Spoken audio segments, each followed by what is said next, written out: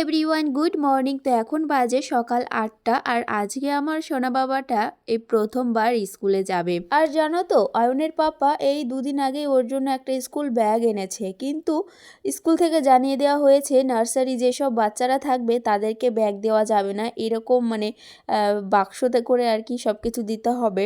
তো যাই হোক, ব্যাগটা রেখে দিয়েছি, তারপরে এই বাক্সটা কিনে আনা হয়েছে। তো এখন যাবে ওই স্কুলে আর আমরা টোটোর জন্য আর কি বসে আছি। এইদিকে টাইমও হয়ে গেছে, টোটোওয়ালাকে ফোন করলাম কিন্তু এখনো আসেনি।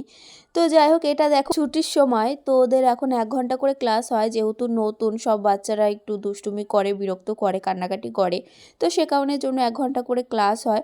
তো এখন ছুটির টাইম, তো এই যে সবাই বেরোচ্ছে আর অয়ন জানো তো সবার লাস্টে বেরিয়েছে। তো আমি তো ভাবছিলাম যে অয়ন বেরোচ্ছে না কেন, তারপরে এই যে ও বেরিয়েছে, দেখো বেরিয়ে আমাকে বকাঝকা করছিল যে ওকে রেখে কোথায় গিয়েছিলাম আমি। তো যাই হোক, চলো, এই যে আমার সোনু বাবার ফার্স্ট ডে স্কুল, তো চলো টাটা।